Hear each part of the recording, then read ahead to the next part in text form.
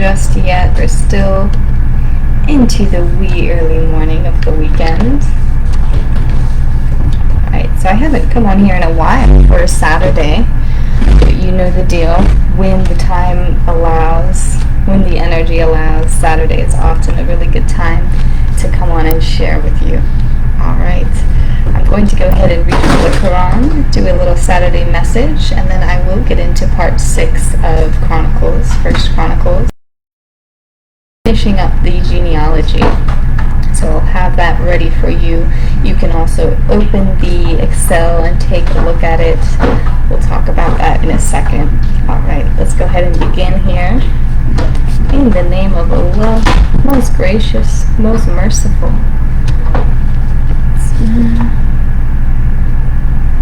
Oh, very nice. Very nice. Surah 16, line 80. Surah 16, line 80.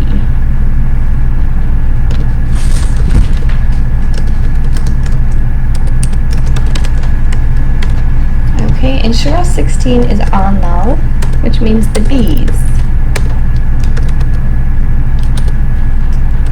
The bees. And if I can recall here, we've definitely read from An-Nahl before. Okay, An-Nahl. Oops. I have the critters, of course, running around. Just slightly unruly this morning, they are. An-Nahl. Okay, let's go ahead and read this out. It says, "It is Allah who made your habitations homes of rest and quiet for you, and made for you out of skins of animals tents for dwellings, which ye find so light and handy when ye travel, and when ye stop in your travels, and out of their wool, and their and hair, and their hair, rich stuff and articles of convenience to serve you for a time." Beautiful. So this is talking about the provisions of Allah, which we have discussed before, right? Everything man-made is also coming from a more natural source or divine inspiration, which does make those things also from Allah. Need your habitations, and we're talking about homes, and what this reminds me here is, the Native American practices are really just the ancient people in general. It doesn't just have to be the Native Americans, because here we are talking about a slightly different time and a different geographical location. And I know I've discussed with you when we were talking about Chronicles how the people were quite advanced, right? They really weren't all living in tents. And the same is true for this time as well. But he's saying, as you're traveling, this is when you use the tents. And you use the animals as your resources to go ahead and survive and live off of. The skins of animals. And it does remind me reading about in history class, the Native Americans, where they had their tents made out of deer skin or buffalo skin or hide.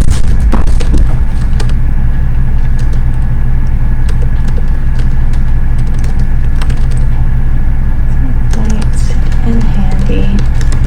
So it's the little graces, like we've discussed. It's the little things that we take for granted, that we don't often attribute to Allah. A noisy cat, also attributed to Allah. It's been so noisy all morning. Here.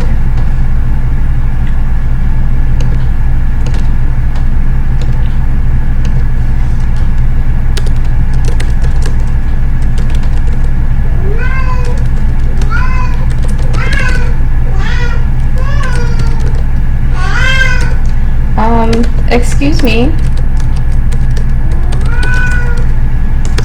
What's with the attitude? What's with the attitude? He's upset because the little one, without my okay, she runs into the room. She runs into the bedroom and she wants to go get a good nice nap under the bed. And so when she's in there, he gets a little upset. He gets a little jealous that she's in there and he's not in there. Is that true? Or are you just being fresh?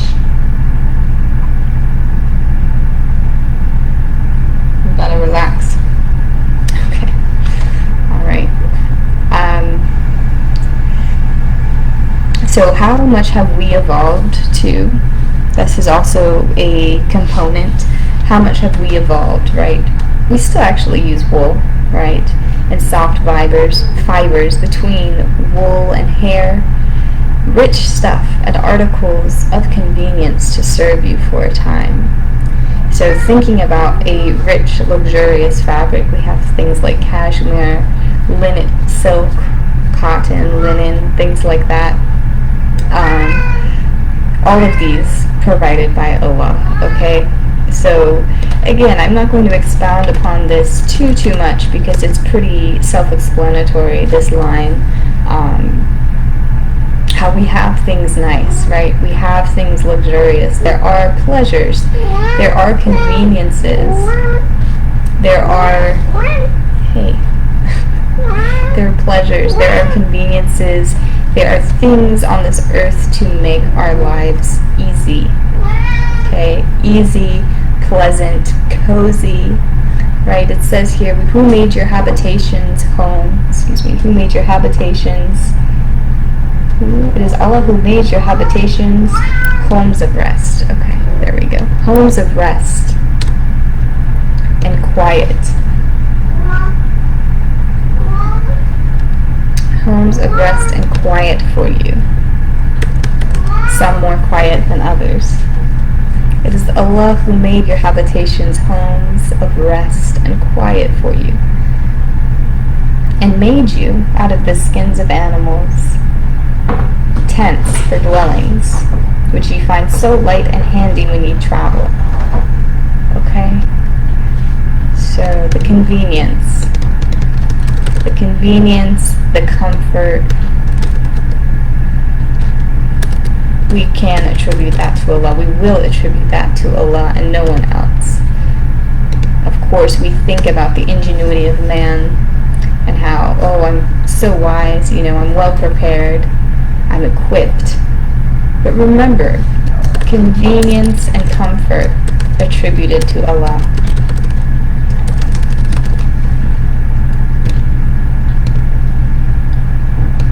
We talked about the comfort. To recognize the comfort, to recognize the good things, the fine things. And now, once we have it recognized, we attribute it to Allah. We give thanks, we give grace.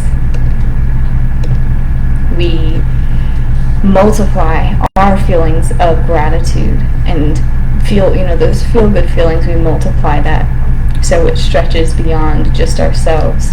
Share it with others. And how do we do that? Simply by giving grace to God. We don't have to go out of our way, really, in any shape or form.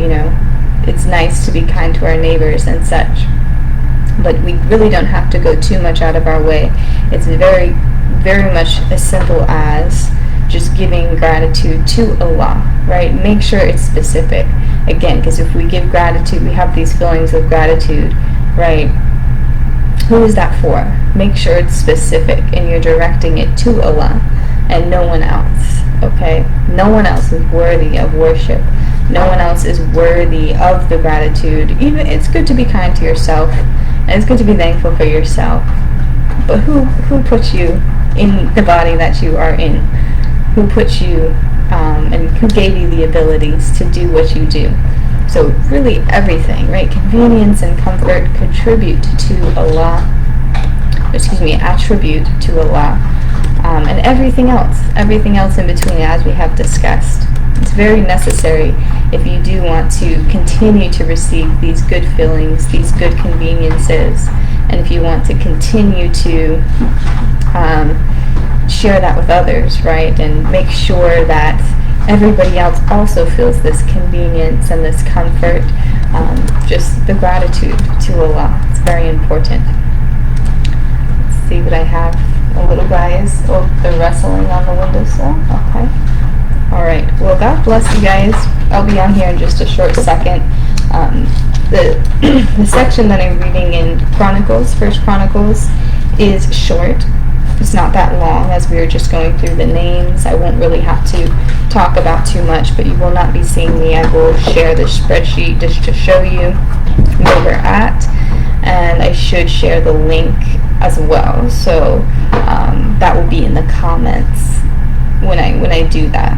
I know it's a little boring, not looking, at me, and you have to look at this Excel, but it's okay. We're getting through it. This will probably be the last time I share that with you today. Oh, he wants to say hi. This is Mr. Noise. This is Mr. Noise. Mr. Noise. Oh. Mr. Noise, you gotta stay here, Mr. Noise. He's still a kitten, even though he's ginormous. He's part Maine Coon, so 1 year old gets him this size. 1 year old. You're 1 year old. His sister is very small, but he is a big boy. 1 year old. 1 year old.